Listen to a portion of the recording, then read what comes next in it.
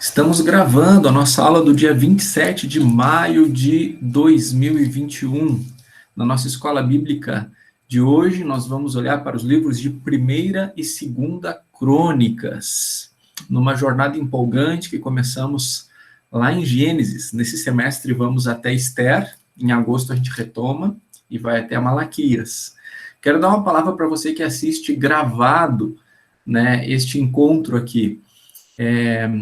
Você não pode interagir, né, aqui com a gente no Google Meet, mas a sua participação é importante. Não adianta colocar ali interação no chat, nos comentários do YouTube, porque elas ficam gravadas lá, a gente acaba não voltando lá. Mas se você tiver alguma dúvida ou alguma coisa para compartilhar, manda para o meu WhatsApp, 54999075685. Não só dúvida. Na verdade, se você está assistindo a essa gravação do nosso estudo bíblico, eu quero pedir para você me enviar um WhatsApp.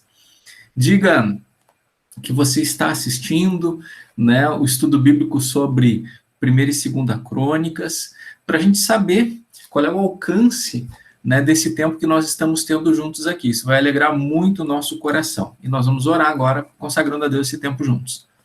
Nosso Pai, mais uma quinta-feira que nós nos reunimos online em nome do Senhor Jesus e queremos viver a Tua palavra aqui e queremos que essa vivência seja muito impactante nas nossas vidas e na vida também dos nossos irmãos e irmãs que assistirão à gravação desse tempo.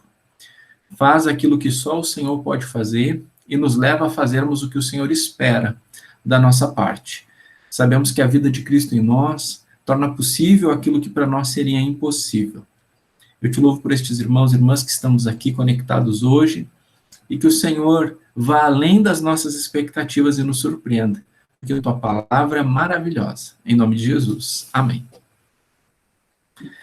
Hoje, provavelmente a minha imagem não está tão boa como nas outras semanas, né? Porque hoje eu estou precisando ministrar a aula aqui de casa. Então, é a câmera do notebook mesmo, né? Então, eu não tenho aquela iluminação que eu tenho na igreja e nem aquela câmera que eu tenho lá. E nem o microfone. Mas, vocês estão me vendo e ouvindo bem? Ok. Gente, então vamos começar aí nossa viagem pelo livro de Crônicas. Eu digo livro de Crônicas porque, originalmente, ele é um só livro. Quando foi escrito, né, originalmente, muito provavelmente por Esdras, esse livro formava um só rolo. Quando é feita a tradução da Bíblia hebraica para o grego, naquela versão que ficou conhecida como Septuaginta, esse livro foi dividido em duas partes. E um dos motivos pelos quais se imagina que os tradutores gregos fizeram isso é porque a escrita grega, ela gera 1/3 a mais no volume total do rolo, né? Então, se você tem lá algo de um tamanho, né, você tem que acrescentar a 1/3 parte quando traduz do hebraico para o grego. E como os rolos tinham limitações naquele período, então pode ser que por este motivo tenham feito estas divisões em 2 livros. Fizeram isso com Samuel, fizeram isso com Reis e fizeram isso com Crônicas, né?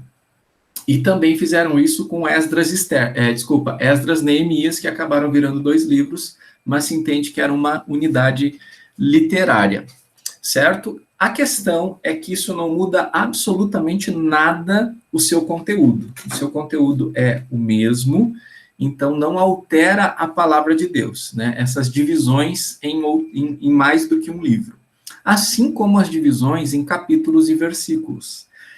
Estas divisões em capítulos e versículos eu acho mais perigosas. Por quê?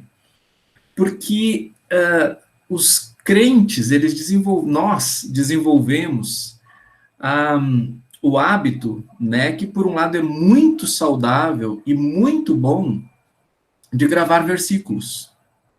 Mas, às vezes, um pensamento não está contido em apenas um versículo. Uma ideia, um pensamento, um desenvolvimento, às vezes está em 2, 3 versículos, e dividir aquele pensamento pode nos extrair do contexto, né? Um outro costume é ler por capítulos, né? Eu, por exemplo, dependendo, leio 4, 5, 6, 7 capítulos da Bíblia por dia. E quando você faz a leitura por capítulos, às vezes você interrompe um pensamento, você interrompe uma ideia que está num fluxo, né? Então, é sempre importante no estudo da Bíblia a gente não ser liderado pela divisão em capítulos e versículos, né? Mas procurar entender que aquela ideia ali está encerrando e aí uma outra ideia que dá sequência que ela vai começar. Eu acho que ali seria uma boa divisão de estudo bíblico, certo? Lembrando que a divisão em capítulos e versículos aconteceu há séculos, né? Isso, quando ela foi escrita como você escrevendo um e-mail, né? Você não está dividindo seu e-mail em capítulos e versículos, você está escrevendo um e-mail, né? Só que como o e-mail ficou muito grande, para se localizar lá dentro, então foram feitas essas divisões, né? Bom, queridos, dito isso, né, para poder justificar por que nós temos 1ª e 2ª Crônicas, também é importante dizer que o nome original desse livro não é Crônicas.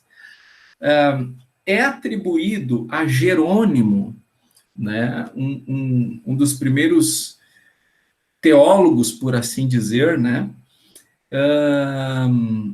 isso ali pelo século IV depois de Cristo já, na tradução que é feita para o latim, naquela versão chamada Vulgata, então que foi atribuído esse nome de Crônicas, porque ele enxergou nesses livros histórias, né, crônicas, e então ele dá esse nome aos 2 livros que originalmente eram um. O nome original do livro que nós chamamos como de Crônicas é As Palavras dos Dias, certo? Então, na comunidade original hebraica, este rolo se chamava As Palavras dos Dias. Ou, fazendo assim uma atualização, né? Tipo assim, o que foi dito naquele tempo, né? As palavras daquele tempo. E isso é muito importante, porque isso também nos ajuda a entender quando que ele foi escrito, né? Então, a maior parte dos estudiosos, né, o próprio Talmud, já apresenta desde cedo Esdras como possível autor desse livro. Se Esdras é o autor desse livro, a gente precisa entender que ele está escrevendo na volta do exílio. Então, ele quer dizer o seguinte, olha, antes de nós voltarmos do exílio, antes de nós estarmos no exílio, antes de nós irmos para o exílio, aconteceu isto. Então, estas palavras são daqueles dias. Estas palavras são daqueles tempos. Beleza? Então, características importantes de 1ª e 2ª Crônicas. Vamos abrir lá?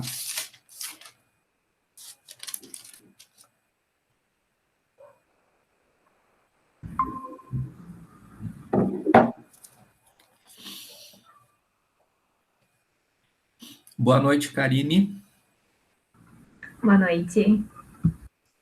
Então, estamos abrindo em 1ª Crônicas.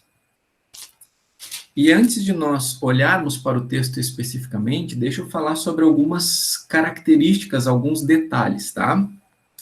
Nós estamos vindo desde Gênesis. Então, no princípio, criou Deus os céus e a terra. Aí cria o ser humano, instrui o ser humano peca. Aí tem as consequências do pecado. E aí nós vemos que a humanidade ladeira abaixo, até que então Deus faz um restart com Noé no dilúvio. A terra é repovoada, mas a maldade continua aumentando. Mas um certo homem chamado Abraão é alguém que Deus vai fazer uma escolha e uma promessa a ele, né? Sai da tua terra e do meio dos teus parentes e vai para a terra que eu te mostrarei. E Deus diz para Abraão que vai fazer de Abraão uma grande nação. Então, esse é o chamado pacto abraâmico. Boa noite, Tiago. Boa noite. Beleza? E aí, depois desse pacto com Abraão, nós vamos ver Abraão tendo Isaac, depois Isaac tendo Jacó, e aí um dos filhos de Jacó é vendido para o Egito como escravo por inveja de seus irmãos, que é chamado José, e José se torna um grande governante no Egito. E a família dele que ficou na Palestina vai passar fome, porque existe um grande período de escassez no mundo, mas por sabedoria de Deus dada a José, José estoca comida no Egito e o Egito se torna um grande celeiro de comida para aquele período no mundo. Então várias nações enviam pessoas para o Egito para pegar comida. Tem lá uns intercursos, mas acontece que no final das contas, José, se revelando aos seus irmãos, manda trazer o seu pai, a família toda, e vem Jacó e os irmãos de José e se estabelecem no Egito. Daquelas poucas dezenas de pessoas, existe uma multiplicação da parte de Deus, né? Até o relato é de que as mulheres hebreias eram muito fortes, né? E tinham muitos filhos. E lá ele se torna um grande povo. Faraó, que não conheceu José, né? Um outro faraó mais para frente, fica com medo da expansão, do potencial de perigo dos judeus, dos israelitas, na verdade, né? Mas naquele período eles são chamados hebreus, porque não existe ainda a nação Israel. Os hebreus, eles crescem, então, como povo, e o faraó, então, antes de que eles sejam, digamos assim, indomáveis, vai domá-los, e vai usar a mão de obra dos hebreus para construir cidades, para fazer grandes obras. E aí, nesse caso, cabe a palavra faraônicas. com um trocadilho aqui. Acontece que Deus vê a opressão do povo e liberta o povo de Israel, os hebreus, através da liderança de Moisés. Traz eles para o pé do Monte Sinai, eles vão ficar aproximadamente um mês ali, vão receber as leis de Deus.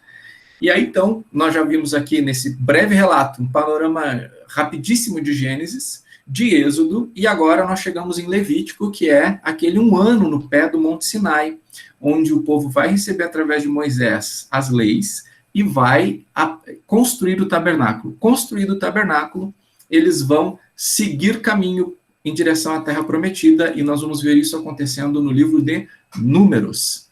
O povo é obstinado, né? Chega um ponto lá em Cades Barneia, que eles têm que subir, espiar a terra, a maior parte dos espias vota que é perigoso e começa a dizer não para o povo, começa a colocar medo no povo, e o povo diz, preferimos voltar para o Egito. Isso entristece Deus, desagrada a Deus, provoca a ira de Deus. Deus diz, então tá, então vocês não vão.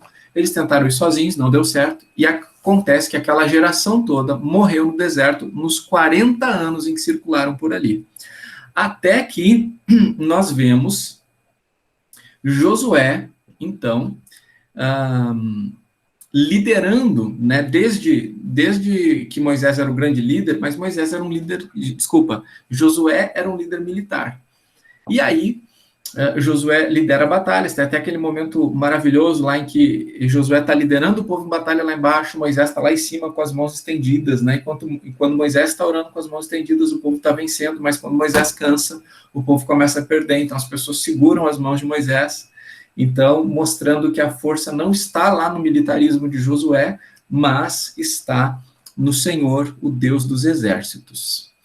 Nós vemos então, no livro de Josué, o povo entrando no deserto, entrando na Terra Prometida e começando a conquista, né? Eu pulei Deuteronômio, porque em Deuteronômio nós vamos ter Moisés na porta da Terra Prometida fazendo um retrospecto, dizendo assim, olha, os antepassados de vocês pisaram na bola, vocês têm tudo para fazer um gol, então sigam as regras do jogo que Deus estabeleceu, isso vai ser bom para vocês, isso vai ser bom para todo mundo, vai dar certo, mas se vocês não seguirem as regras do jogo, vai dar problema. Só que lá em Deuteronômio, eu estou fazendo esse retrospecto porque isso vai ter consequências aqui em Crônicas. Lá em Deuteronômio, Moisés diz o seguinte, olha, se vocês não obedecerem, vai dar errado. Deus vai exercer juízo sobre vocês, mas depois ele vai exercer misericórdia e aí vai trazer vocês de volta. E Moisés, no final da vida, diz o seguinte, gente, eu falei todas essas coisas para vocês, mas vai dar errado, tá? Porque vocês são um povo obstinado, Deus já me avisou, vai dar errado. Então, vai dar errado, vocês vão receber juízo, mas depois vai dar tudo certo de novo. O que nós vamos ver em Crônicas hoje é que vai dar errado. E aí nós vamos ver o começo da volta. Então, o Crônicas é um livro que ele vai nos mostrar muito a questão de Deuteronômio se concretizando, né? Então, vimos Gênesis, Êxodo, Levítico, Números, Deuteronômio, e Josué entrando, conquistando a terra.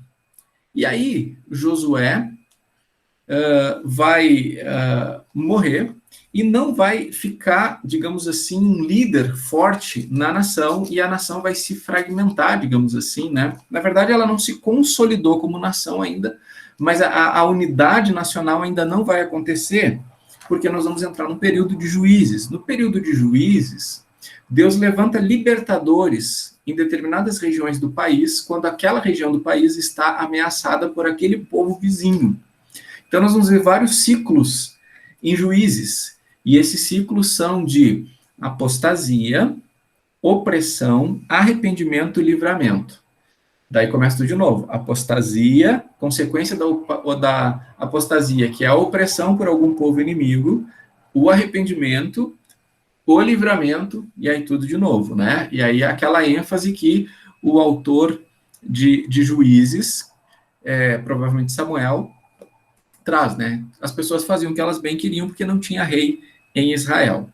E aí acontece que no final do período de juízo, nós temos um juiz que também é profeta, sacerdote, que é Eli. E com Eli nós vemos que Ana, esposa de Eucana, em oração a Deus, ela não podia ter filho, ela pede um filho, diz: o filho que tu me deres eu vou consagrar para ti.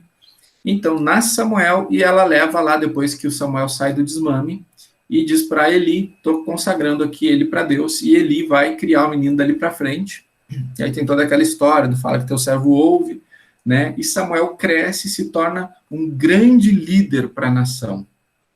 Então Samuel, digamos assim, é aquela transição entre o período de juízes e rei, porque Samuel será essa espécie de último juiz, e é ele que vai ungir o primeiro rei de Israel, né? Ele também é profeta, porque ele traz a palavra de Deus ao povo, e ele também é sacerdote, porque ele intercede diante de Deus pelo povo.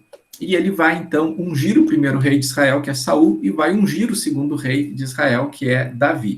E aí nós vamos ver em Reis, né? Nós já passamos por 1º e 2 Samuel, nós vamos ver em Reis, então, os reis tanto do Reino do Norte quanto do Reino do Sul. O Reino do Norte é o reino de Israel, propriamente dito, né? Ele vai permanecer com esse nome, e o Reino do Sul é Judá. Por que vai acontecer essa divisão? Por causa do pecado, né? O pecado vai gerar essa divisão. Acontece que esse pecado, ele vem através do homem mais sábio que já existiu antes de Cristo. E aí nós vimos semana passada que sabedoria não é tudo, né? Salomão pediu sabedoria a Deus, Deus deu sabedoria para Salomão, de um jeito inigualável. Só que Salomão foi levado, ou se permitiu levar, pelas suas 1000 mulheres em relação às suas 1000 crenças pagãs, sincretistas, e aí então Salomão se torna um rei idólatra, né? E aí as consequências disso é que o reino será dividido. Quando Salomão morre, né, o seu filho Roboão vai ser o rei, digamos assim, é o rei que substitui, é o rei que vai dar sequência à dinastia de Davi. Mas, o que acontece? Deus prometeu que haveria divisão do reino em consequência do pecado. Então, um homem chamado Jeroboão, que era líder militar, ele vai receber uma profecia. Deus manda dizer para ele que ele vai ser o novo rei, né? E aí tem até uma coisa muito simbólica, pega lá um negócio, divide em 12 partes, em 12 pedacinhos, né? E diz assim, pega 10. Pega 10 e deixa 2. porque esses 10 aí significa que são as tribos sobre as quais tu vai reinar. Mas 2 continuarão sob a liderança da dinastia de Davi, porque Deus vai cumprir a sua palavra de manter para sempre o trono de Davi. Então, a partir de Roboão e Jeroboão, nós vamos ter sempre lá nos relatos dos livros de reis, um relato do rei do reino do norte, um relato do reino do sul. Não necessariamente intercalados assim, mas tipo assim, vai falando daquele rei do norte, tá? E aí ele morre. Se ele, quando ele morre e tem um sucessor que ainda está paralelamente, tem um rei lá no sul, vai falar sobre o próximo rei do norte. Mas aí morre o rei do sul, e aí tem um outro rei que vai dar sequência a ele, né? Então vai falar sobre esse rei. Então vai intercalando a vigência dos governos, Reino do Norte, Reino do Sul, e nós vamos ter essa realidade em reis. Em crônicas, nós não vamos ter isso. Crônicas vai fazer um retrospecto desde Adão. Só que quando começar a falar dos reis, não vai falar dos reis do norte. Só vai falar dos reis do sul. Por que que em crônica só vai falar do reino do sul e não vai falar do reino do norte? O que você sabe e pode compartilhar, ou o que você acha?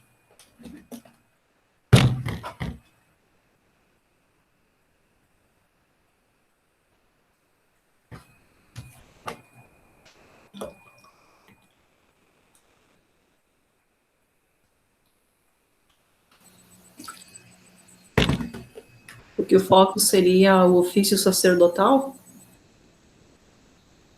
Um dos focos seria o ofício sacerdotal. Um dos focos importantes disso, né? Porque lembra que Samuel e Reis, eles têm uma característica muito profética, porque eles são escritos por profetas. Então interessa muito cumprimento de profecias, cumprimento da palavra de Deus. Já Crônicas tem um outro tom, porque quem escreve é um sacerdote, é Esdras. E o enfoque aqui da escrita, então, é sacerdotal. Porque isso faz muito sentido. Porque pensa comigo. Nós temos aqui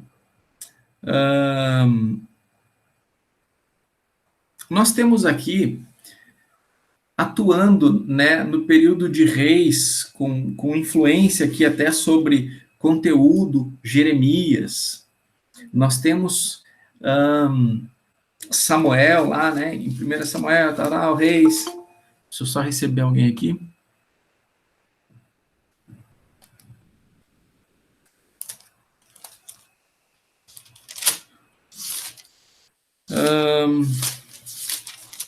Só um minutinho, deixa eu ver aqui se quem chegou, chegou. Ué, eu dei aceitar aqui.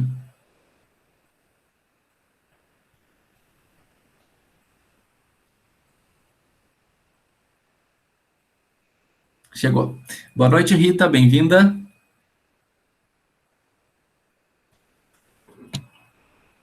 Boa noite.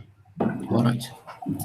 Então, né, essa autoria do chamado cronista, né, de Esdras, que é um sacerdote, ela se difere das características de Samuel e de Jeremias, né, a quem se atribui aí os escritos de reis.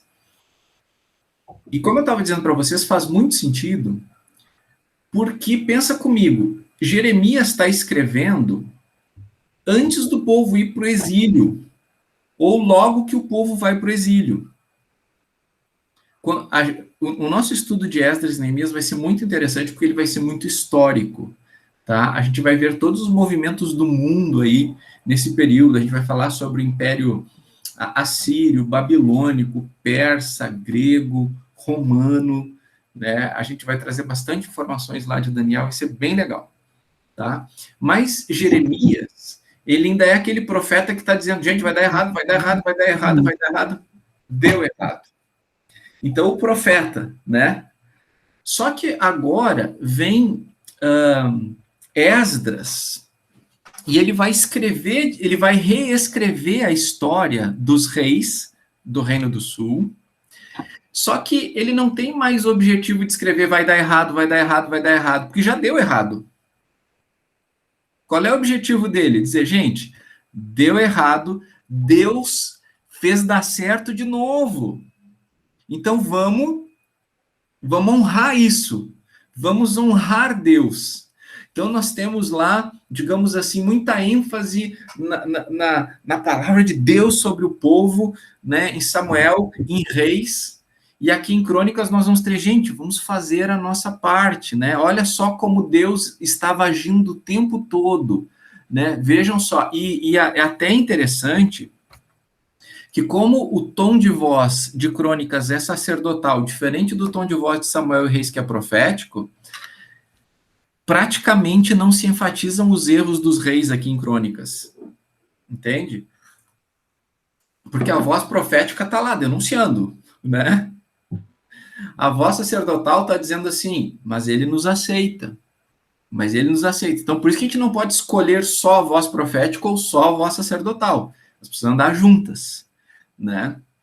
Então, se você lê Crônicas, você vai perceber que tem muita ênfase no que a Sandra disse, que é a questão sacerdotal, né? Mas eu gostaria que nós fôssemos, para poder entender, assim, de uma maneira bem bíblica, por que os reis do norte não são trazidos para dentro de Crônicas? Vamos lá para 2 Reis. Desculpa. 1 Reis.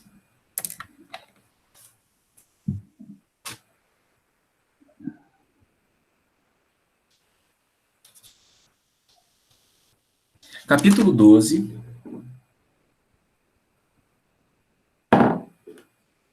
Eu vou pedir que alguém leia os versículos 25 a 28. Quem pode fazer essa leitura? Posso ler, Davi? Por favor, querido. O rei Jeroboão de Israel cercou de muralhas a cidade de Siquém, na região montanhosa de Efraim, e morou um pouco de tempo ali. Depois saiu e cercou de muralhas a cidade de Penuel. Então pensou, do jeito que as coisas estão, se meu povo for a Jerusalém oferecer no templo sacrifícios ao Senhor Deus, os corações deles vão cair para o lado de Roboão, rei de Judá, e eles me matarão.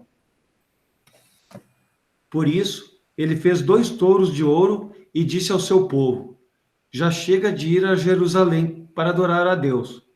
Povo de Israel, aqui estão os seus deuses, que tiraram vocês do Egito. Olha o absurdo do cara, né? As ideias do louco. Mas, pensa comigo, olha só a insegurança dele, né? Nós tínhamos lá Saul, que reinou sobre o povo todo. Vem Davi, que reinou sobre o povo todo. Na verdade, ele reinou 7 anos só sobre Judá. Depois ele foi reconhecido como rei sobre todo o povo por mais 33 anos, fechando os 40. Daí vem Salomão, e esse é o grande rei da unificação. E é um paradoxo, porque ele é o rei da desunificação também, é por causa dele que vai se desunificar, né? Mas é em Salomão que Israel chega a seu apogeu. Com Salomão, Israel vai ter um tamanho que nunca teve antes e nunca vai ter depois. Né? Riquezas, glória, fama, tá? E aí, então, Salomão morre, e por consequência do pecado, né, a partir do seu filho, o reino vai ser dividido entre reino do norte e reino do sul. Só que Salomão é filho do queridíssimo Davi. O Roboão, que é o filho de Salomão, é o filho do sábio e esplendoroso Salomão e do majestoso rei Davi. Quem é Jeroboão? Jeroboão era um líder militar, mas ele não é da dinastia de Davi. Ele não é filho de Davi, ele não é filho de Salomão, ele não é nem parente. E aí, ele vai para o Reino do Norte e pensa o seguinte: o nosso povo é doido por Jerusalém. O nosso povo é doido pelo nosso templo. O nosso povo, na verdade, depende de Jerusalém, porque está estabelecido que só lá podem ser oferecidos sacrifícios. E aí vocês imaginam esse povo indo para lá oferecer sacrifícios, vendo Jerusalém, vendo o templo, vendo a dinastia de Davi, eles vão voltar tudo para Davi, eles vão voltar, eles vão me abandonar. Então, não vai acontecer mais isso. Então, nós vamos impedir o povo. Ninguém mais desce, né? É diferente do do Capitão Nascimento, diz, não vai subir ninguém, né? Jeroboão diz, não vai descer ninguém. E aí ele vai dizer o seguinte, olha, os deuses que tiraram vocês do Egito não tem nada a ver com Yahvé. Quem tirou vocês foi esses 2 touros aqui, então vamos oferecer sacrifícios aqui. Uma vez que o povo do norte, então, não quer mais Yahvé como Deus, aceita se prostrar diante daqueles ídolos lá, e o tema central para Esdras é o relacionamento com Deus, o que a gente vai querer com aquele povo do norte? O que eu vou ficar colocando ele aqui na nossa história, se para eles 2 imagens de touros são mais importantes do que o nosso Deus? Se o templo fake que eles fizeram lá para eles não tem nada a ver com o nosso templo aqui, que nós vamos reconstruir, ou que estamos reconstruindo, ou que reconstruímos, dependendo do período que ele está escrevendo, né? Então, o que nós precisamos entender aqui é que não tem por que trazer o Reino do Norte. Porque o Reino do Norte não só ficou independente do Reino do Sul, como ficou independente de Deus. Isso faz sentido para vocês? E a genealogia de Jesus também vem da tribo de Judá, né, que estava no Reino do Sul. Exatamente. A genealogia de Jesus é tão importante, né, que existe que Esdras comete um absurdo ao escrever crônicas. Quando você escreve uma genealogia, você começa com o mais velho, né? Esdras não. Quando ele vai escrever em crônicas as genealogias das tribos de Israel, dos filhos de Jacó, ele começa com Judá. E Judá não é o mais velho. Mas a tribo de Judá é que vai ter mais espaço em crônicas, porque é dela que vem a linhagem davídica, né? E o descendente de Davi que virá. Vou apresentar para vocês, então, algum quadro aqui.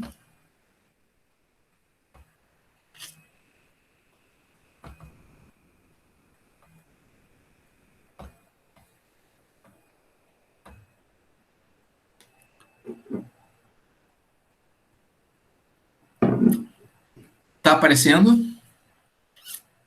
Beleza. Então, isso aqui eu já tinha apresentado para vocês, né? Fazendo um comparativo aqui, tá? Em relação ao que nós tínhamos nos livros de Samuel Reis com Crônicas.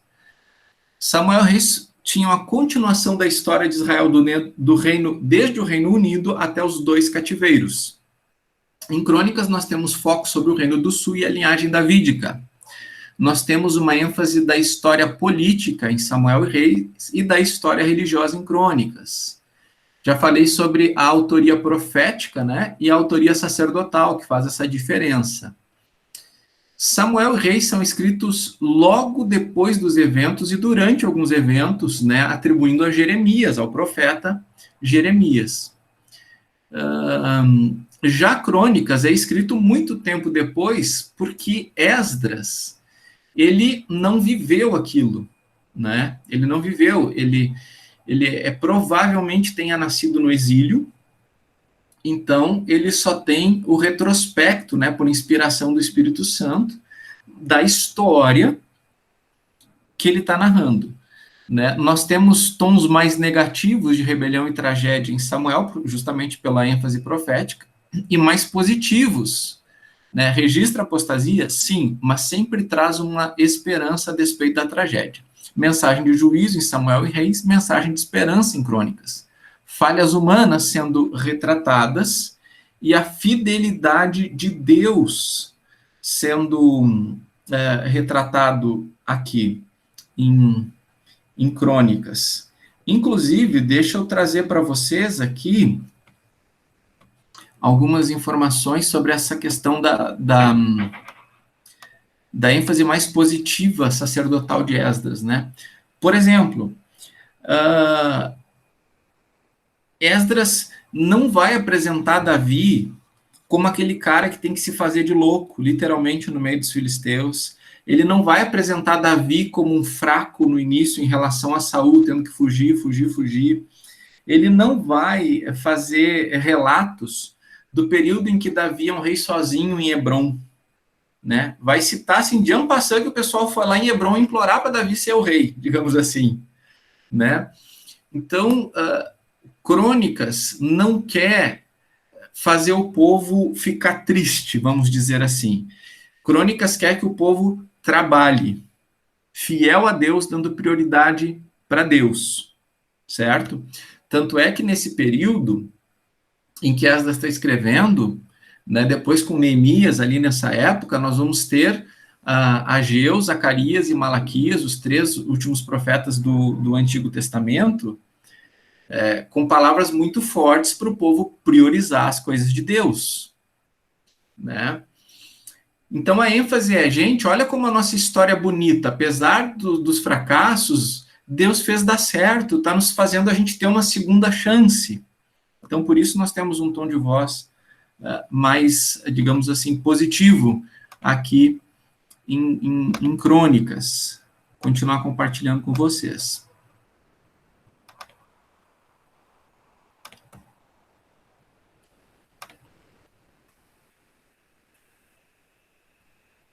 Então, aquele quadro geral que eu gosto de apresentar, né? Em 1 Crônicas, né? Entendendo que o que está relatado ali acontece em Israel, né? Sobretudo sul, Judá, mais propriamente dito. Mas nós temos aqui, então, uma ênfase em Davi. A gente poderia chamar 1 Crônicas de segunda Davi, né? Porque nós temos 2 Samuel dedicada a Davi, né? E 1 Crônicas dedicada a Davi, né? Então, poderíamos chamar de primeira e segunda Davi, digamos assim. Então, as genealogias de Davi e Israel, ascensão de Davi como rei, aquisição da arca, né? Trazer de volta, trazer para Jerusalém, vitórias de Davi, preparação para o templo e últimos dias de Davi. Daí, 2 Crônicas, o seu início, né? Boa parte falando sobre Salomão, apóstolo Salomão, conclusão do templo, glória do reinado de Salomão, a divisão do reino, e aí vai começar a falar de um monte de reis, com uma ênfase grande em reis que promoveram reformas espirituais e avivamentos. Daqui a pouco a gente vê melhor sobre isso, até a queda de Judá. A queda a gente não vai enfatizar tanto agora, porque no próximo encontro nós vamos ver isso. Falando sobre Esdras e Neemias, para poder posicionar bem o cativeiro e a volta do cativeiro, certo? Deixa eu só ver aqui alguma coisa que eu queira enfatizar. Tá. Deixa eu parar aqui a apresentação.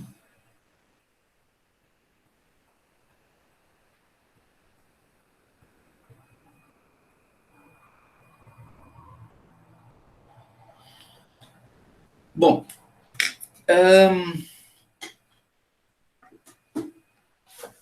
vamos para o livro de Jeremias, capítulo 29.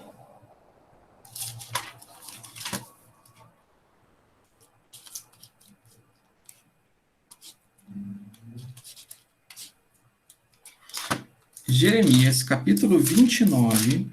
Eu vou pedir para alguém ler o versículo 10.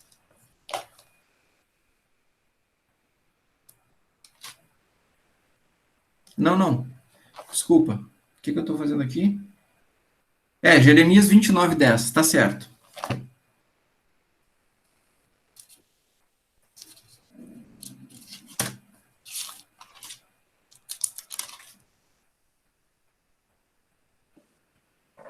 Vinha do Senhor. É isso, né? Quando se completarem os 70 anos da Babilônia, eu cumprirei a minha promessa em favor de vocês, de trazê-los de volta para este lugar. 29:10. Uhum. Então, olha só. Isso aqui faz parte de uma carta que o profeta Jeremias manda lá para quem foi levado para o cativeiro. E é interessante, né, que tem um livro que é chamado Lamentações de Jeremias. Não é um bom título para o livro. Não é um bom título do livro, né, porque é um livro de esperança, sem negar a realidade. Né, mas é em Lamentações que nós vamos ver, bom é esperar no Senhor e isto em silêncio. Tipo assim, fica tranquilo, fica calmo, né? Não precisa espernear, vai dar certo. E aí Jeremias é um profeta que, apesar de confrontar muito contundentemente o pecado, ele traz esperança. Pensa bem, ele manda uma carta para o pessoal que está lá no cativeiro e dizendo assim, ó, é 70 anos, tá, galera? Então é o seguinte, procurem a paz do lugar onde vocês estão, porque é 70 anos. Então, façam o lugar em que vocês estão melhor do que quando vocês chegaram. Dizem que é lema de escoteiro, né? Não, isso é lema de Jeremias, né? O lugar aí tem que ficar melhor. Então, procurem a prosperidade, trabalhem pela prosperidade do lugar que vocês estão, porque é 70 anos aí. E não precisa nem lutar, Deus vai trazer vocês de volta. 70 anos. E olha que interessante, quando Esdras está escrevendo crônicas, ele está conectando com as palavras proféticas. É o sacerdote lembrando as palavras dos profetas. Então, vai lá para 2 Crônicas 36 agora.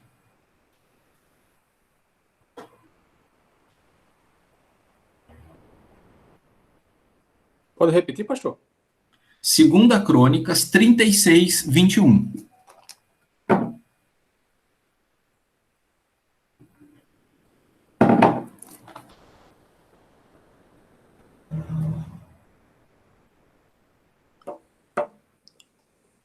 Para se cumprir a palavra do Senhor proferida pela boca de Jeremias, até haver a terra gozado dos seus sábados, pois por todos os dias da desolação repousou, até que os 70 anos se cumpriram. Viu que legal?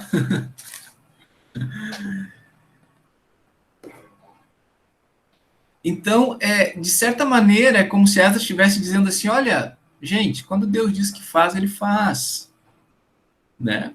E aí, no livro chamado Esdras, né, nós vamos ver o seguinte, tem a parte de vocês, né, tem a nossa parte que nós temos que fazer, né, porque a gente viu que Deus cumpre a palavra dele, e na palavra dele está estabelecido que tem uma parte para nós cumprirmos, certo?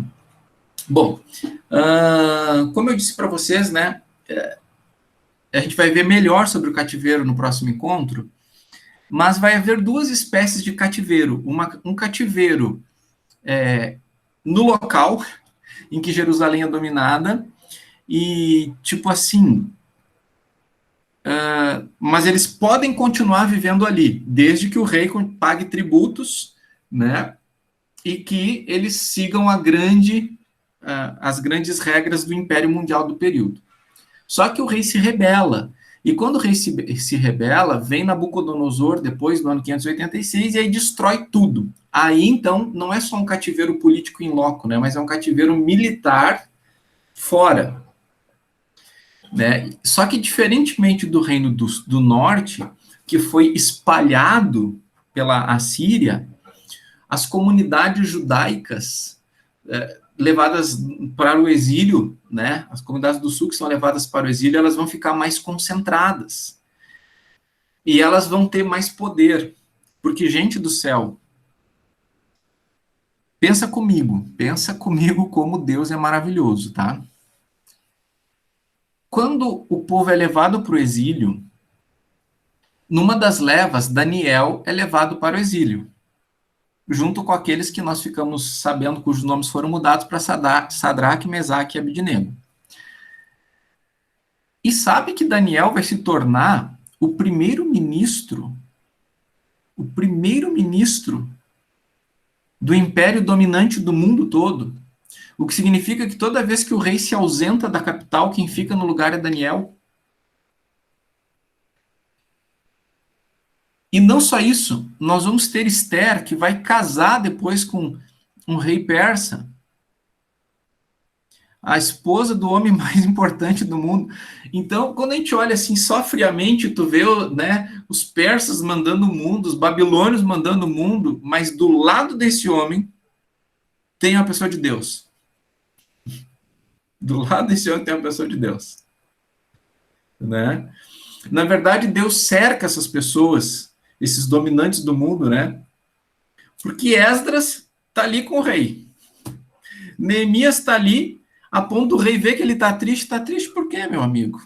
Pois é. Né? Então, olha a soberania de Deus. É Deus que estabelece reis, que derruba reis. É Deus que determina quem está lá, quem que sai de lá. Né? Isso é uma coisa fantástica, uma coisa maravilhosa. Tá? Esse é o nosso Deus. Beleza? Algumas ênfases, então, em Crônicas, como a gente tem falado, todas elas vão apontar para Jesus. Todas as ênfases. O ofício sacerdotal, o templo e a linhagem real. Tudo converge em Cristo. Tudo vai convergir em Cristo. Então, por isso que as ênfases em Crônicas são templo, linhagem real e sacerdócio. Estas são as grandes ênfases. E isso justifica ainda mais, nós entendemos por que só fica no Reino do Sul, porque o templo é em Jerusalém. A linhagem que permanece é a linhagem davídica, do qual vai vir o Messias, certo? E Jesus Cristo, conforme o autor de Hebreus nos ajuda a entender, é o grande e perfeito sumo sacerdote, certo? Por isso que é muito importante as genealogias. Vamos lá, então, de novo para 1 Crônicas 1. Eu não sei você, mas quando eu era um noob da leitura bíblica... Deixa eu tomar um chazinho aqui. Você está fazendo as leituras bíblicas, e aí você começa super empolgado lá em Gênesis, em Êxodo, né, que tem um monte de história, e aí chega em Levítico, dá aquela balançada, né? Então, não sei quantos por cento das pessoas que começam a ler toda a Bíblia param em Levítico. Mas se ela segue em frente, ela vai para Números. E Números tem números e genealogia, mas ainda tem história, né? Porque, na verdade, o nome do livro em hebraico é No Deserto. Então, porque Números registra o movimento do povo naqueles 40 anos no deserto. Vai para Deuteronômio e dá uma cansada, porque parece repetitivo. Mas não é outro tom de voz em Deuteronômio. Né? Mas aí, se passou por Deuteronômio, entra em Josué, e aí é a imagem em ação, né? Aí é o ar. Josué. Vai para Juízes, tem história, né? Ruth, tem história. 1º e 2º Samuel, tem história. 1º e 2º Reis, continua a história. Aí, quando chega em Crônicas, aí também dá aquela baqueada. Porque daí começa tudo aquele negócio, né? Olha lá. Adão, Sete, Enos, Cainã, Malalael, Jared, Enoque, Metusalém, Lameque, Noé, Sem, Cam e Jafé. Os filhos de Jafé foram Gomer, Magog. Você pensou, não, tudo de novo. Né? Genealogia, tudo de novo, né? E aí, quando passa a genealogia, começa a ler sobre os reis que já tinha falado lá em Reis. Né? Daí a pessoa pensa, puxa, repetindo tudo de novo, né? Então, quando você está lendo a Bíblia sem entender o tom de voz que tem aqui, o propósito do Espírito Santo inspirar cada um destes livros, eu concordo que pode ser maçante. Agora, quando você entende o tom de voz, quando você entende o propósito, quando você sabe que está apontando para Jesus de alguma maneira diferente ali, aí é só alegria, né? Aí é só alegria.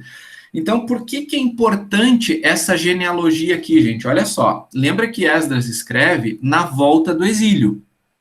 Na volta do exílio, ninguém mais sabe o endereço de ninguém mais sabe quem que é filho de quem, ninguém mais sabe quem que deveria ser os levitas, ninguém mais, né? E é importante saber quem são os levitas, é importante saber quem são os sacerdotes, porque só eles podem trabalhar no templo e os sacerdotes oferecer o sacrifício, né? Então tem sempre alguém lá anotando o nomezinho, né? Os escribas anotando o nomezinho.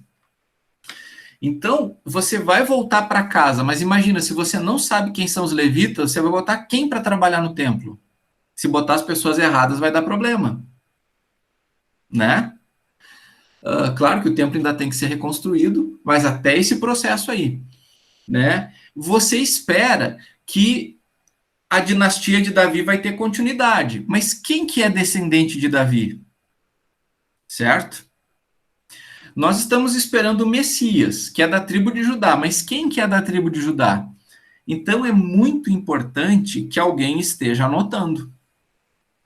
O fato de nós começarmos crônicas com genealogia é Esdras dizendo o seguinte, gente, a gente vai se organizar a partir de pessoas.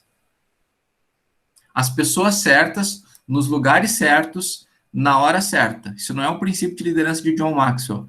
Isso aqui é Esdras. Pessoa certa, no lugar certo, na hora certa. Tá? Então, é muito importante essa genealogia aqui. Não está aqui por acaso. E ela, então, começa lá com Adão. Né? Vem vindo por Adão, vai passar da descendência de Noé, vai passar para a descendência mais para frente aqui de algumas pessoas. E, como eu falei para vocês que era estranho, ali no capítulo 2, descendente de Judá. Como assim de Judá? Tinha que ser descendente de Rúben, né? Porque Rúben é o primogênito. Mas não. Aqui vai ser a descendência de Judá.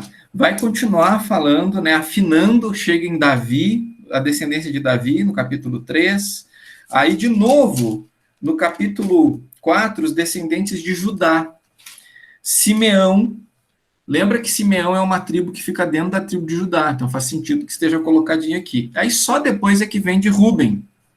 Gade, as tribos do leste, descendentes de Levi. É importante trazer os levitas, né? Então, olha que interessante. Olha só o que está passando na cabeça de Esdras aqui sobre a inspiração do Senhor, né? Do Espírito Santo, né? A genealogia mais importante é de Judá e de Levi. Judá, o rei, Levi, o sacerdócio, que é provisório, né? Porque Jesus é um sacerdote segundo a ordem de Melquisedeque, não segundo a ordem de Arão, dos levitas. Segundo a ordem de Levi, tá? Mas então, Judá e Levi. Mas aí tem Simeão aqui. Claro, Simeão é dentro de Judá. E aí vem Rúben, claro, é o primogênito, nós não vamos deixar ele de fora. Então, vai trazer Rúben. Vai falar de Gade, vai falar, mas não vai falar em ordem de todas as tribos. Vai dar uma boa ênfase sobre os descendentes de Levi, falando sobre os levitas, sobre os descendentes de Arão, que são os sacerdotes, levitas, Issacar, Benjamim, Manassés, Aser, tal, descendentes de Benjamim. E aí nós chegamos no capítulo 9. Vamos para lá? Porque o capítulo 9 é a prova de que quem escreveu depois do exílio. Olha aqui, ó, capítulo 9, versículo 1. Todo Israel foi registrado por genealogias e inscrito no livro dos reis de Israel. E Judá foi levado para o exílio da Babilônia por causa da transgressão. Olha só, nem começou a falar dos reis ainda. E já está dizendo que Judá foi levado para o exílio da Babilônia por causa das suas transgressões. Ou seja, está enfatizando que o propósito aqui é organizar as coisas. Beleza? Aí continua. Inclusive, Tiago, tu tinhas trazido uma informação a respeito dos levitas em Israel, né? Mas no sábado eu tive aula do mestrado que eu faço em religião e o Dr. Krause, que deu a disciplina, ele falou que tem um avançado mapeamento genético que está classificando por tribos. E eles estão com uma grande ênfase na tribo de Judá, porque eles estão esperando um rei da linhagem de Davi, que nós sabemos que Cristo já chegou. Só por esse interesse, né? Só por esse interesse. Mas tem um grande mapeamento genético lá, e eles estão dando, então, essa ênfase nos levitas e em Judá, nos da tribo de Judá. Interessante isso. E aí vai seguindo, e parece assim que Esdras vai falar sobre Saul só porque tem que falar sobre Saul, porque foi o primeiro rei, né? Mas ali no capítulo 10 ele dá um en passant sobre Saul, e aí já começa a falar sobre Davi. E aí é Davi, Davi, Davi, Davi, Davi, Davi, Davi. A gente vai indo, né? Até o capítulo 21, que eu vou apresentar para vocês uma curiosidade, tá?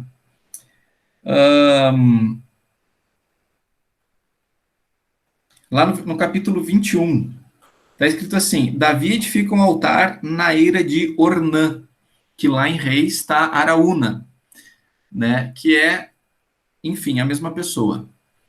O que acontece? Davi, ele faz um censo. E acontece que não era para fazer esse censo. E ele fez.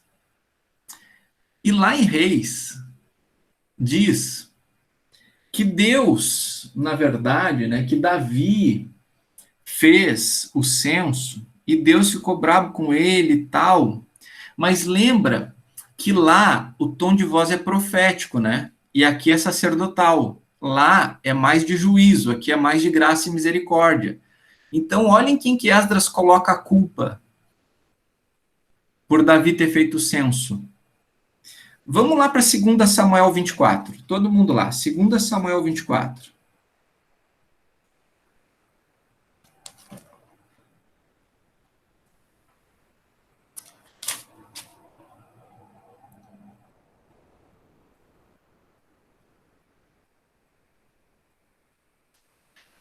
Segunda Samuel 24, quem é que pode ler o versículo 1?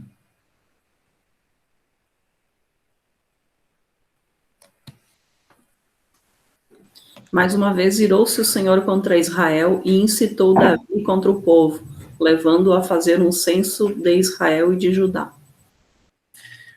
Então está dizendo que Deus ficou bravo com Israel e disse: Davi, faz um censo. Porque se Davi fizesse o censo, e não era para fazer, mas Deus está dizendo para fazer, vai ser o motivo em que Deus vai executar juízo. Mas olha só, pessoas próximas a Davi perceberam, tiveram discernimento para entender que, opa, tem alguma coisa errada aí. Dá uma olhada no capítulo, lê, Sandro, o versículo 3. Joabe, porém, respondeu ao rei: que o Senhor, o teu Deus, multiplique o povo por 100, e que os olhos do rei, meu senhor, o vejam. Mas por que o rei, meu senhor, deseja fazer isso? Então, tipo assim, o líder do exército Davi está dizendo assim: olha, Davi, tipo assim, não importa quantos nós somos agora, Deus pode multiplicar a gente. Então, por que tu vai fazer esse negócio aí de fazer um recenseamento, de fazer isso? Por que tu faria uma coisa dessas, conforme está na Nova Almeida atualizada, né? Por que você faria uma coisa dessas? Mas diz ali que a palavra de Davi prevaleceu sobre Joabe e foi feito, tá? E como isso é feito, vai ter um castigo. Muitas pessoas vão morrer. Agora, vamos voltar para 2 Crônicas, para 1 Crônicas 21.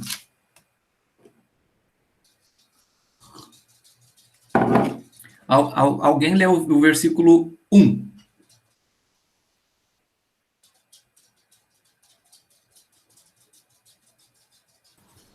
Satanás levantou-se contra Israel e levou Davi a fazer um recenseamento do povo. Interessante, né? Lá está dizendo que Deus ficou de cara e, por causa disso, instigou Davi a fazer o censo. O cronista, como ele quer realmente enfatizar a bondade de Deus, ele vai dizer: Satanás fez isso. Seria uma mentira? Claro que não. Porque não há nada que não esteja sob o controle de Deus e não há nada e ninguém que Deus não possa usar para seus propósitos. Então, lembra do caso de Saul? Que o Espírito de Deus, o Espírito maligno enviado da parte de Deus, atormentava Saul. Então, Satanás, quando Deus manda, tem que fazer. Então, somando essas duas informações, o que a gente conclui? Que o meio que Deus usou para instigar Davi a fazer o censo foi dizer: Satanás, faz o que tu sabe fazer, vai lá e instiga. Né? E é interessante que Esdras vai direto no meio, né, para deixar bem claro que, no final das contas, existe algo bom no meio de tudo isso. Qual é o tudo bom no meio de tudo isso? É que Deus está executando o juízo, né? E toda vez que Deus mostra juízo, ele mostra que ama, porque a palavra de Deus diz que Deus disciplina aquele a quem ele ama. E segundo, é que tem um anjo que vai executar o juízo aí, que vai matar milhares de pessoas. Esse anjo, ele vai ficar num determinado lugar. Olha lá, capítulo 21 de 2 Crônicas, versículo 15. Deus enviou um anjo a Jerusalém para destruir. Para a destruir, né? Para destruir Jerusalém. O Senhor olhou, quando estava por destruí-la, o Senhor olhou, mudou de ideia quanto a este mal e disse ao anjo destruidor: basta, retire a sua mão. O anjo do Senhor estava junto à ira de Ornã, o Jebuseu. Davi ergueu os olhos e viu o anjo do Senhor que estava entre o céu e a terra, com a espada desembainhada na mão, estendida contra Jerusalém. Tu imagina o tamanho desse anjo com uma espada desembainhada para dar-lhe uma espadada em Jerusalém. Tu imagina a visão que Davi está tendo ali daquele anjo na ira de Ornã. Então Davi e os anciãos, vestidos de pano de saco, se prostraram com o rosto em terra. Davi falou para Deus: por acaso não fui eu quem mandou contar o povo? Eu é que pequei, eu é que fiz este mal. Mas estas ovelhas, o que fizeram? Ah, Senhor meu Deus, que a tua mão seja contra mim e contra a casa de meu pai, mas não contra o teu povo, para castigá-lo. E aí, olha que interessante. Então o anjo do Senhor disse a Gade que mandasse Davi edificar ao Senhor na ira de Ornã, o Jebuseu, que era lá que esse anjo estava, né? Davi foi segundo a palavra que Gade, o profeta, havia falado em nome do Senhor. Ao voltar-se Ornã, viu o anjo e os seus 4 filhos que estavam com ele se esconderam. Tu imagina ter um gigante no teu terreno. Ora, um gigante com espada e com todo esse resplendor aqui. Quando Davi estava indo ao encontro de Ornã, este olhou e viu Davi. E saindo da eira, este se inclinou diante de Davi, com o rosto em terra. E disse Davi: dê-me este lugar da eira, a fim de edificar nele um altar ao Senhor, para que cesse a praga de sobre o povo. Venda-me este lugar pelo seu devido valor. Então Ornã disse a Davi: que o rei meu senhor tome-a para si e faça o que dela bem o que quiser. A gente olha aqui esse texto, né, e pode até achar bonito esse negócio do Ornã, né? Mas depois de tu ter um anjo matador ali com uma espada naquele lugar, né? E eu, né, tipo, não pega para ti. Pega para ti. O texto não está dizendo isso, eu não posso afirmar isso, tá? Mas seja por qual for o motivo, né, na melhor hipótese, por boa vontade, Ornã disse: não pega para ti. E aí, gente, ele diz assim: não, pega o terreno para ti, faz o que tu quiser aqui, e eu vou inclusive te dar os bois para o sacrifício. Mas aí vem uma daquelas palavras mais belas que faz de Davi ser todo esse diferencial, ser o salmista que ele é, homem segundo o coração de Deus, né? Olha o versículo 24. Porém o rei Davi disse a Ornã: não, eu vou comprar pelo seu inteiro valor, porque não tomarei o que é seu para dar ao Senhor, nem oferecerei ao Senhor holocausto que não me custe nada. Que maravilha, né? Agora, gente, tem 2 coisas para nós sabermos aqui sobre esse local. É sobre este elevado que Abraão ofereceu Isaque em sacrifício. E é nesse elevado no qual o anjo teve essa ação aí, que Davi viu esse anjo e foi lá e ofereceu holocaustos ao Senhor, que Davi vai dizer para construir o templo. E aí isso ganha muito mais significado, né? Tu entender por que que este é o local do sacrifício. Porque desde sempre esse é o local do sacrifício, né? Que coisa maravilhosa. Bom, seguimos em frente. Vou compartilhar a tela com vocês de novo.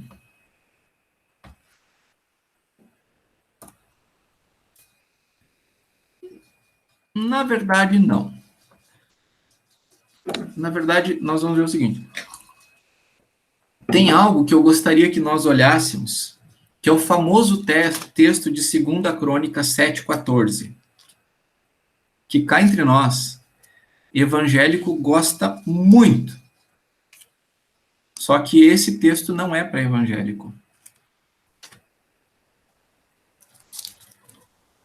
Esse texto aqui, meu povo,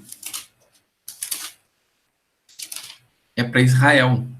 E nós vamos entender por quê. 2 Crônicas 7,14.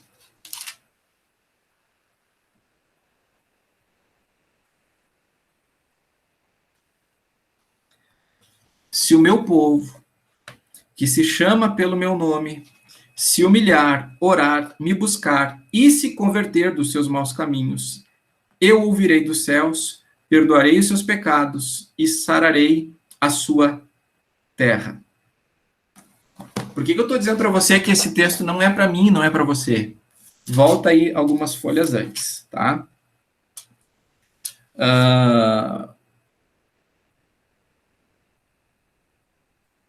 Aqui no capítulo 5, no capítulo 3, nós vemos que Salomão começou a edificar o templo. E, gente, é uma coisa doida, tá? Porque, tipo assim,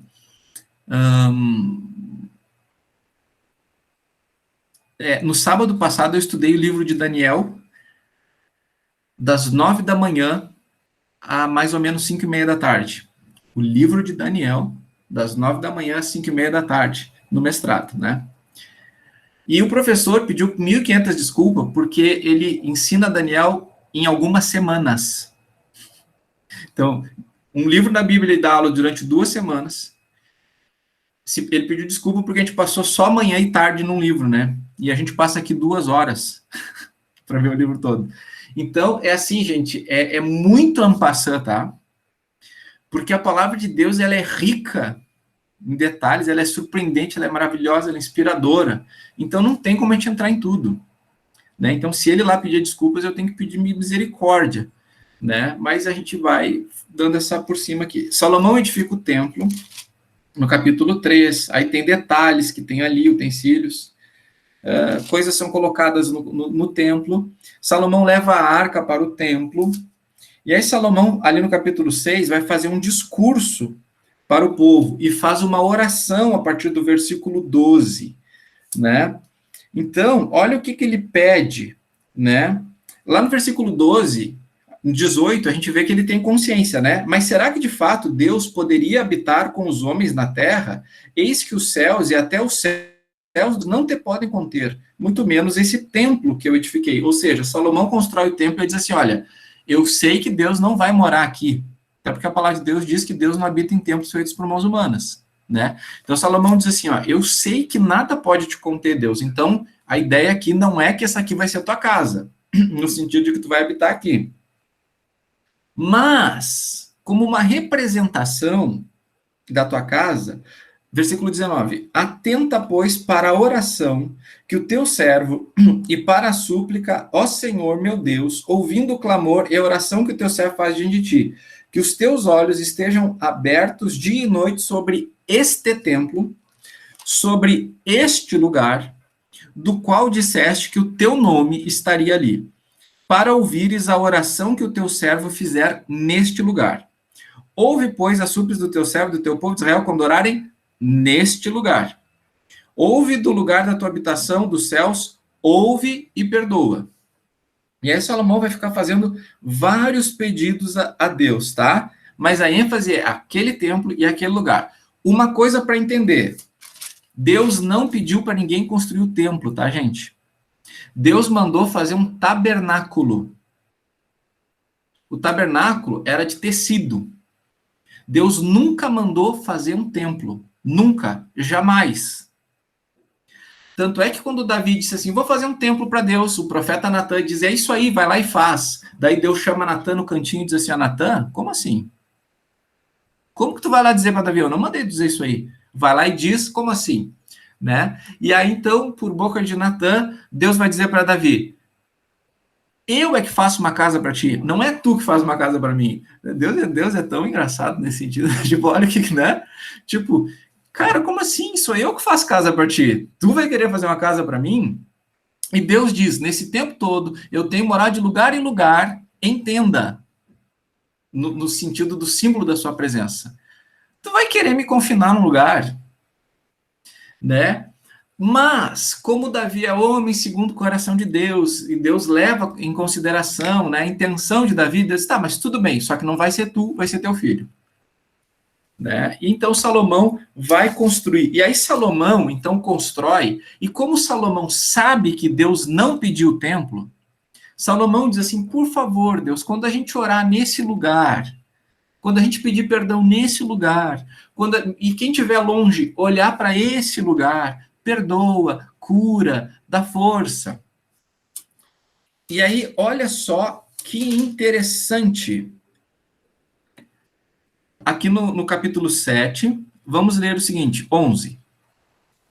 Assim, Salomão acabou de construir a casa do Senhor e o palácio real. Tudo que Salomão tinha planejado fazer na casa do Senhor, no seu palácio, ele efetuou com sucesso. De noite, o Senhor apareceu a Salomão e disse, ouvi a sua oração e escolhi para mim este lugar para a casa do sacrifício. Entendeu? Eu ouvi tua oração, Salomão, então pode ser. Vamos fazer desse lugar bonito que tu fizesse aí, um lugar que eu escolho para o sacrifício. Veja, Deus não está dizendo o lugar que eu escolho para morar. Um lugar que eu escolho para vocês poderem fazer o sacrifício. Legal, então Deus aceita que aquele lugar represente a sua presença, como a arca representava no Santo dos Santos, a sua presença no tabernáculo, certo? Só que daí, gente, lembra que Salomão diz, nesse templo, nesse lugar, nesse lugar, nesse lugar, e aí, aquilo que Salomão pediu para Deus, Deus entrega para ele a permissão nesse sentido, né? Versículo 13, se eu fechar o céu, de modo que não haja chuva, ou se ordenar aos gafanhotos que consumam a terra, se enviar a peste contra o meu povo, e aí chega o versículo que o pessoal foi lá e fez um recorte e colocou na caixinha de promessas. Se o meu povo, que se chama pelo meu nome, se humilhar, orar e me buscar e se converter dos seus maus caminhos, eu ouvirei dos céus, perdoarei seus pecados e sararei a sua terra. Os meus olhos estarão abertos, os meus ouvidos estarão atentos ao quê? Leia aí para mim, por favor. Os meus olhos estarão abertos, os meus ouvidos estarão abertos à oração feitas neste lugar.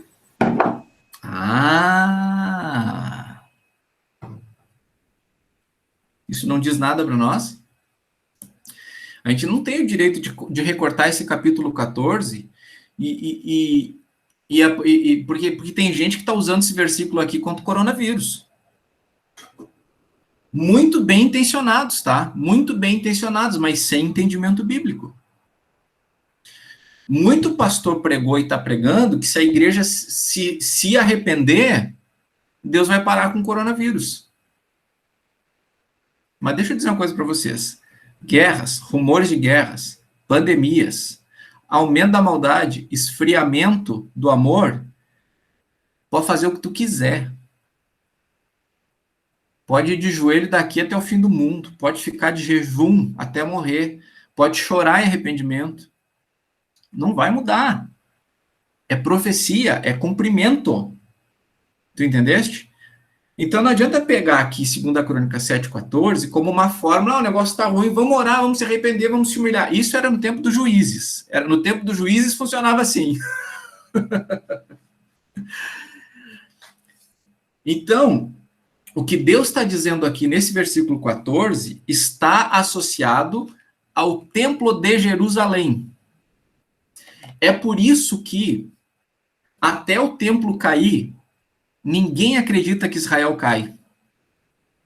Quando os babilônios vêm a primeira vez e detonam geral lá, mas eles dizem o seguinte: fica bonitinho aqui, pode continuar sendo rei bonitinho aqui, me paga tributo, me obedece que vai dar tudo certo. O pessoal olhava para o templo, ué, tem aqui a presença de Deus, se ficar ruim é só olhar para cá, é só orar aqui.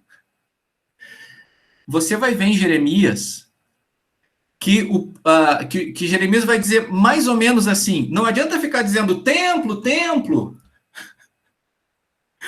porque, gente, chegou um ponto que o pessoal não confiava mais em Deus, eles confiavam no templo. Porque Deus está dizendo, olha, se ficar ruim, orem para esse templo, e orem nesse templo, e eu vou responder para vocês. E aí está caindo o mundo, e o pessoal está dizendo, templo, templo, templo. E aí, em 586 a.C., Nabucodonosor destrói o templo de Jerusalém. Acabou. Sabe o que acontece? Já não tinha quase ninguém em Jerusalém. Os que sobraram fugiram para o Egito. Porque não tem mais templo, não tem mais por que ficar em Jerusalém. Não tem mais por que ficar ali. Acabou o porquê de ficar ali. E aí, gente, continuando aqui no versículo 16. Porque escolhi e santifiquei este templo para que nele esteja o meu nome para sempre. Os meus olhos e o meu coração estarão ali todos os dias. Se você andar diante de mim, como fez seu pai Davi, fazendo tudo que lhe ordenei e guardando os meus estatutos, também confirmarei o trono do seu reino e a aliança que fiz com Davi, seu pai, dizendo, nunca lhe faltará sucessor que governe em Israel. Porém, se vocês... E aí, olha só no versículo 20. Então arrancarei da minha terra que lhes dei e lançarei para longe da minha presença esse templo, que santifiquei o meu nome, e tornarei o templo em motivo de provérbio e escárnio entre todos os povos. E todo aquele que passar por esse templo, agora tão exaltado, ficará espantado e perguntará, por que o Senhor fez isto com esta terra e este templo? E a resposta será, porque deixaram o Senhor, o Deus de seus pais, que os tirou da terra do Egito, e se apegaram a outros deuses, os adoraram e os serviram. Por isso ele trouxe a eles todo esse mal. Salomão construiu o templo, e Deus disse, ok, eu escolho ele. Mas Salomão, se vocês procurarem outros deuses, eu vou tornar esse templo um motivo de escárnio. E quem é que foi o primeiro rei a buscar outros deuses? O próprio Salomão. O próprio Salomão. Né? Então, tem uma lição aqui, gente. Aquilo que a gente escolher oferecer para Deus, mas que Deus não nos pediu, Deus pode até abençoar. Deus pode até abençoar. Mas Deus não tem nenhum compromisso com aquilo que parte de nós. Ele tem total compromisso com aquilo que parte dele, porque tudo que parte de nós, mesmo nas melhores intenções, é afetado pelo pecado. É afetado pelo pecado. E aí, gente, Salomão recebe várias pessoas de vários mundos para ouvir a sua sabedoria, para ver o esplendor do seu reino, e uma dessas pessoas é a rainha de Sabá, ali no capítulo 9.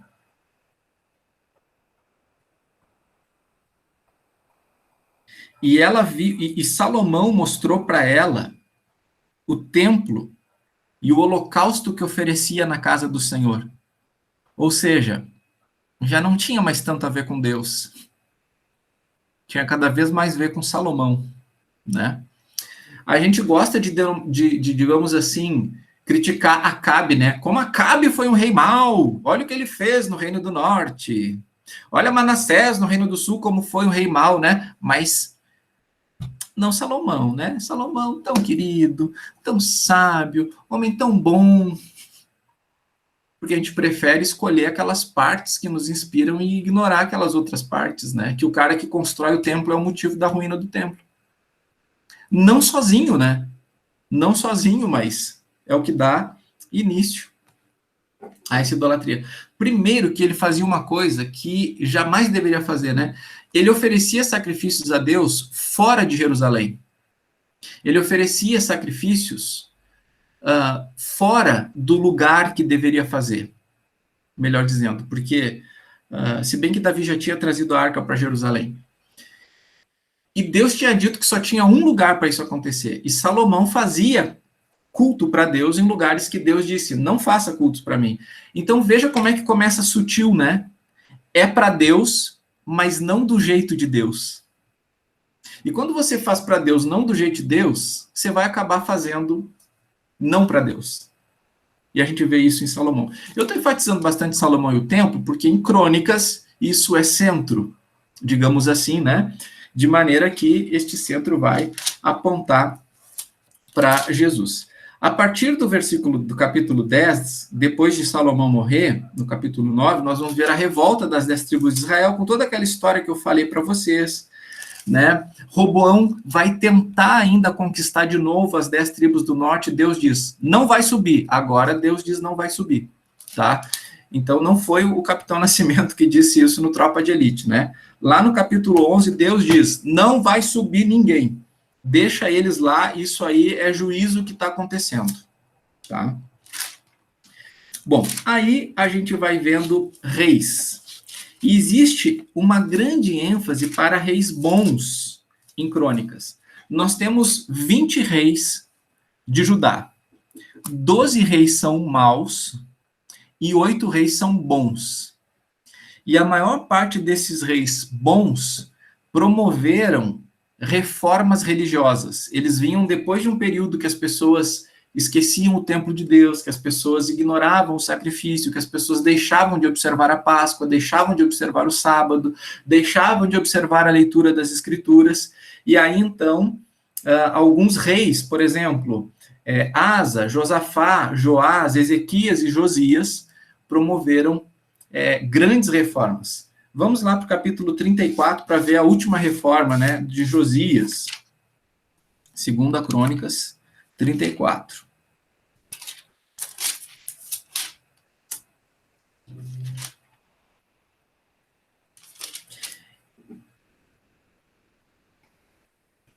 Josias 34, versículo 1 em diante. Josias tinha 8 anos de idade quando começou a reinar e reinou 31 anos em Jerusalém. Josias fez o que era reto aos olhos do Senhor, andou nos caminhos de Davi, seu pai, e não se desviou nem para a direita e nem para a esquerda. Gente do céu, vou fazer um parênteses aqui, tá? Porque eu já vi crente usando o versículo da Bíblia para defender direita e esquerda política, né? E, normalmente, a direita é uma coisa boa na Bíblia. Normalmente é uma coisa boa na Bíblia, né? E aí, então, demoniza a esquerda. Nunca você vai encontrar na Bíblia a palavra esquerda ou direita associada à política. Nunca, jamais. Até porque conceitos de esquerda ou direita assim, ó, cheira a bebê na história da humanidade. É coisa fresca, tá? Nós estamos vindo aqui de poucos séculos, tá? E aí, então, se fosse usar, então usa esse aqui, dizendo que o rei Josias foi um rei bom e não se desviou nem para a esquerda nem para a direita. Tá? Bueno. Interessante que, quando ele é novinho, ele começa a reinar. E aí, no 8º ano do seu reinado, ou seja, ele tem 16 anos, ele começou a buscar o Deus de Davi, seu pai. E no 10º, né, seu pai não no sentido de pai direto, né, mas descendente, ascendente no caso. E no 12º ano começou a purificar Judá e Jerusalém dos lugares altos, da deusa Azerá e das imagens de escultura e de fundição. Então ele foi um cara que promoveu uma reforma religiosa, tirando os símbolos de idolatria, porque alguns reis até produziam reforma religiosa, mas não destruíam estes altares né, principalmente os lugares altos. E aí ele vai reparar o templo, que está abandonado.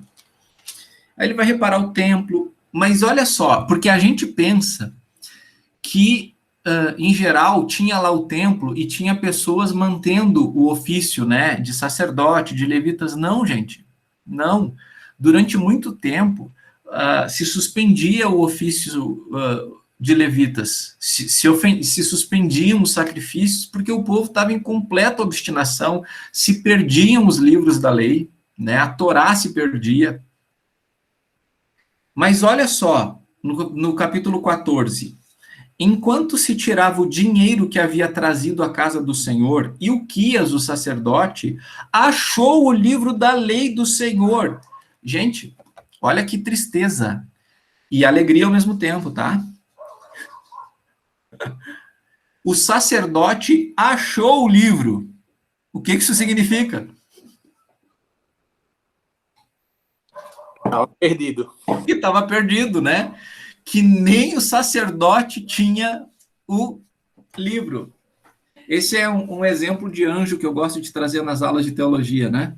Não o anjo da ira de Araúna lá, aquele destruidor da espada, né? Mas um anjo mais lindo, tá?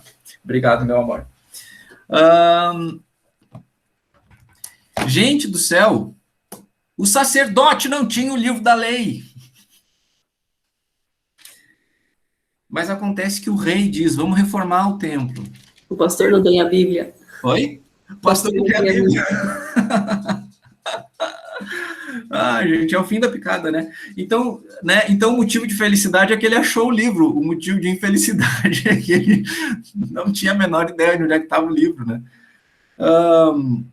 Aí, versículo 15. Então Ilquias disse ao escrivão Safã, achei o livro da lei na casa do Senhor. Ilquias entregou o livro a Safã. Então Safã levou o livro ao rei, e lhe deu o relatório dizendo, tudo o Senhor o rei encomendou aos seus servos, eles estão fazendo. Contaram o dinheiro que estava na casa do Senhor e o entregaram nas mãos dos que dirigem a obra e dos que a executam. Então o escrivão acrescentou, o sacerdote Ilquias me entregou um livro, e Safã leu o livro em voz alta diante do rei. Quando o rei Josias ouviu as palavras da lei, rasgou as suas roupas. Por que você acha que ele fez isso?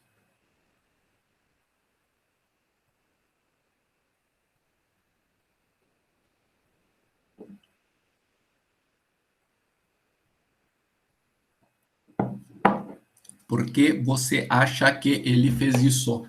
O que rasgar as roupas significava nesse contexto cultural aqui? Arrependimento? Arrependimento, tristeza. Humilhação. Humilhação. Gente, o que ele leu lá, tipo assim, cara crachá, não confere. Não confere. Entendeu?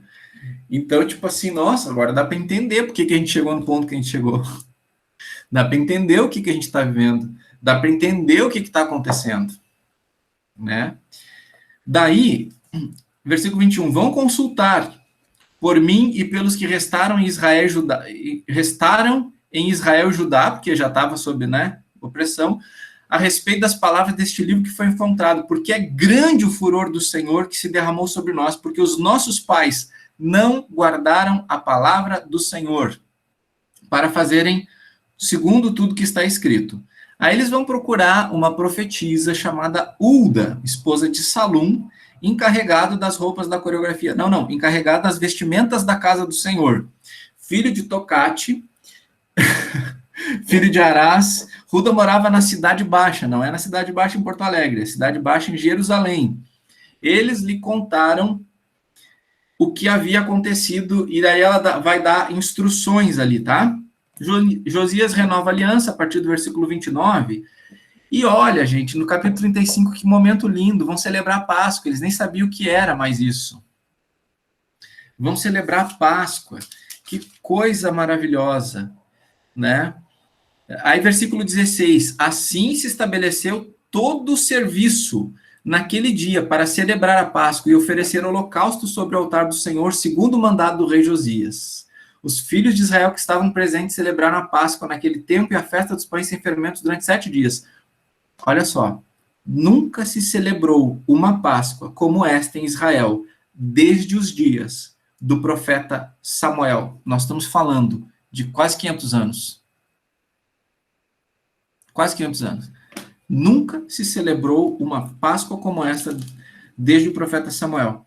E nenhum dos reis de Israel celebrou uma Páscoa como esta que Josias celebrou com os sacerdotes e levitas e com todo o Judá e Israel que estavam ali, com os moradores de Jerusalém. Foi no 18º ano do reinado de Josias que foi celebrada esta Páscoa.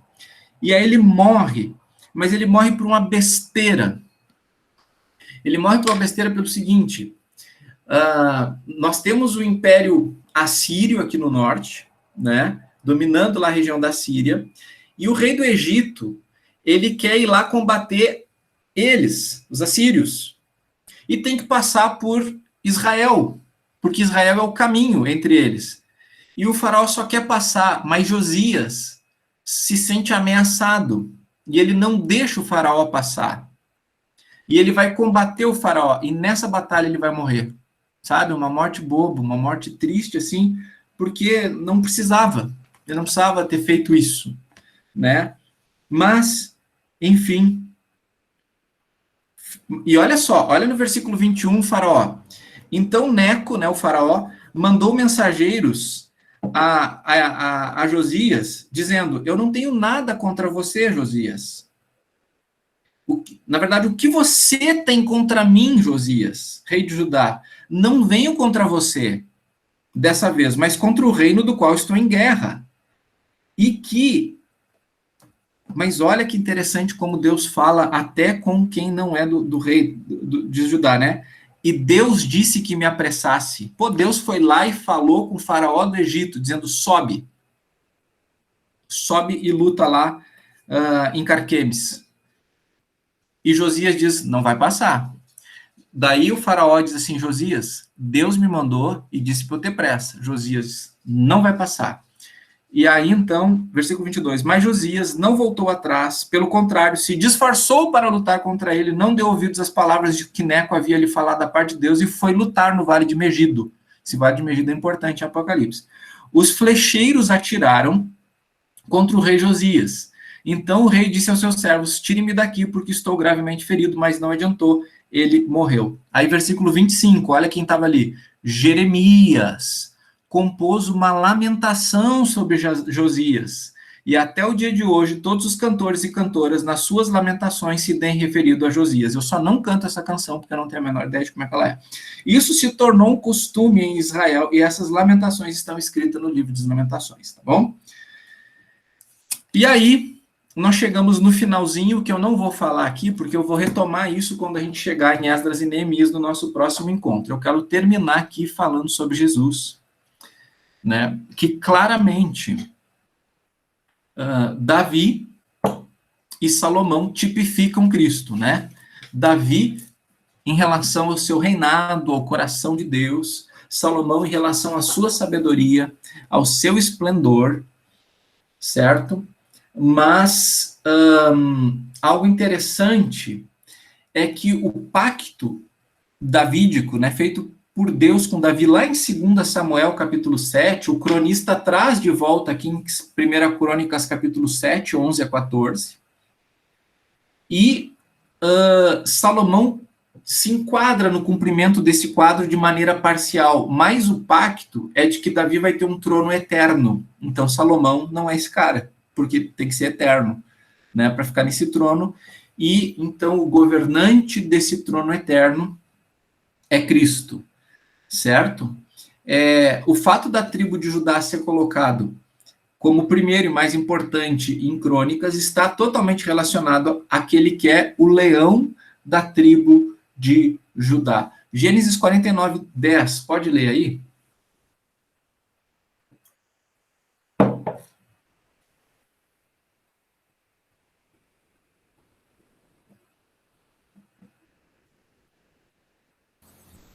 O cetro não se apartará de Judá, nem o bastão de comando de seus descendentes, até que venha aquele a quem ele pertence, e a ele as nações obedecerão.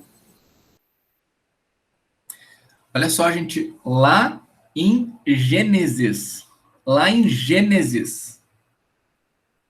a bênção de Jacó aí, dizendo que Judá terá um cetro. Ele está falando de um governo duradouro de Judá, né?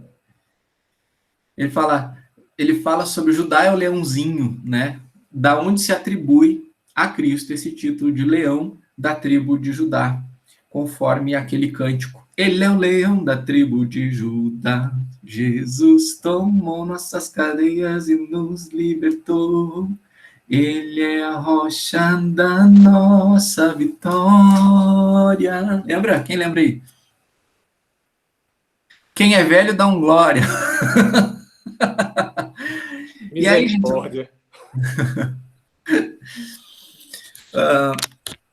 Eu quero encerrar aqui o nosso tempo juntos, fazendo a relação do templo com Jesus, tá? Então, nós vamos olhar para alguns textos. Vamos para Mateus 12, 6.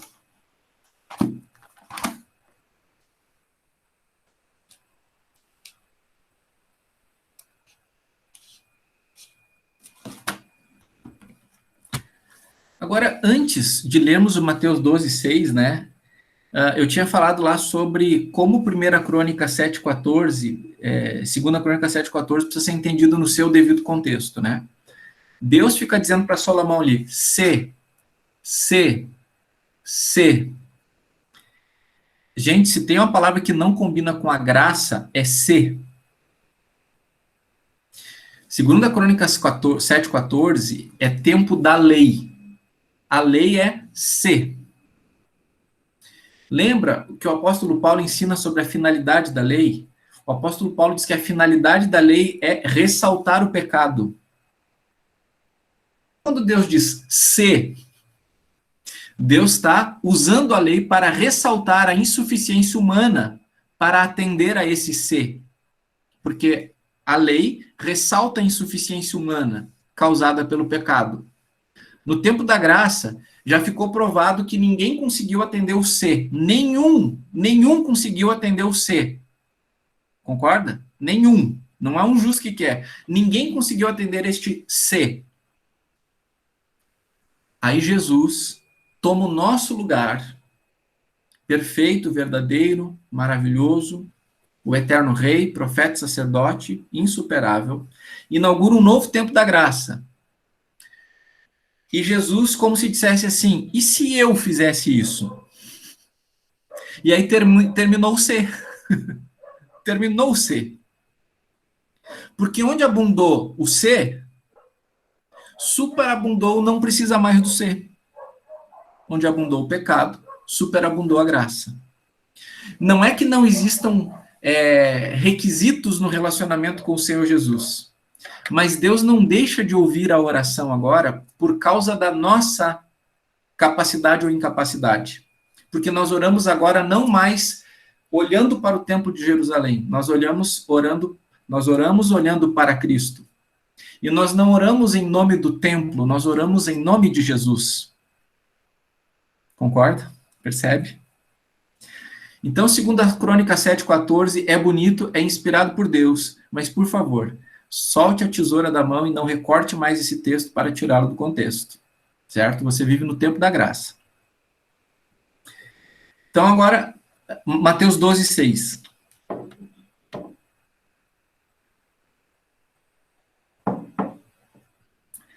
Karine, por favor. Eu digo a vocês que aqui está o que é maior do que o templo.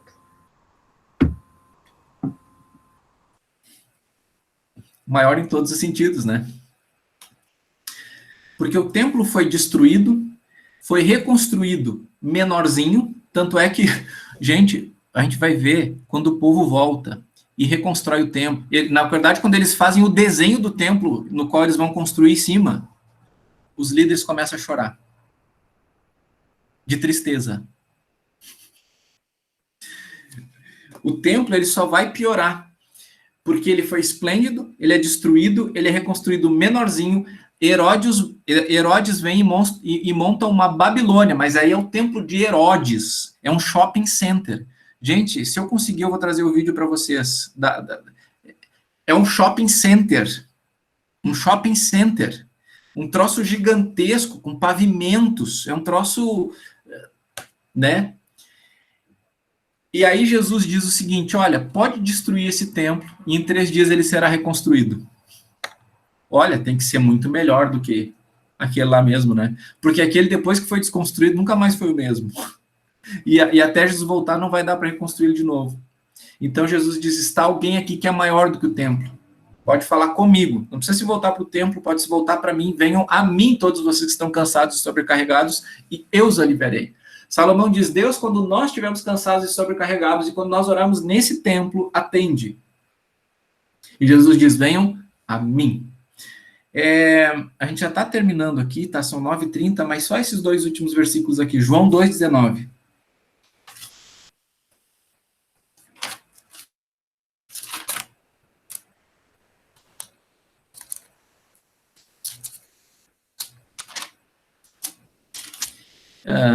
Lovane, podes? Sim. Jesus respondeu: derrubem este templo, e eu o construirei de novo em 3 dias. É o que eu disse para vocês. E agora, gente, um daqueles que para mim é o top of top de tudo que é perfeito na Bíblia, né? A Bíblia é de perfeita para cima, né? Não tem nada ruim na palavra.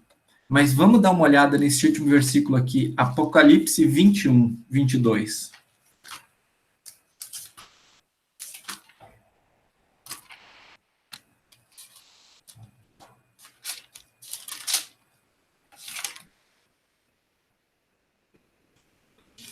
Apocalipse 21, 22. Diz o seguinte: não vi na cidade templo algum, porque o seu templo é o Senhor, o Deus Todo-Poderoso e o Cordeiro.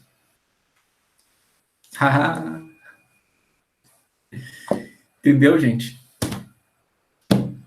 Não vi santuário nenhum, porque não precisa. O Todo-Poderoso e o Cordeiro são o próprio templo de Deus. Amém?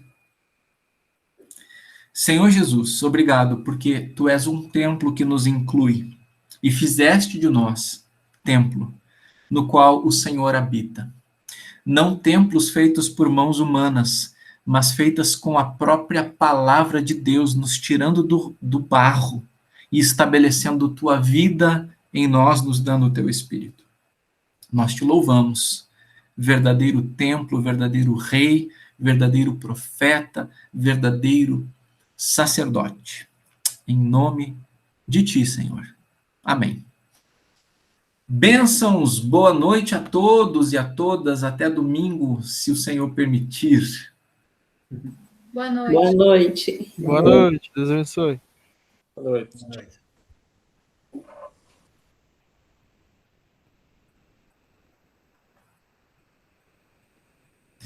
Boa noite, na graça e na paz do nosso Senhor Jesus.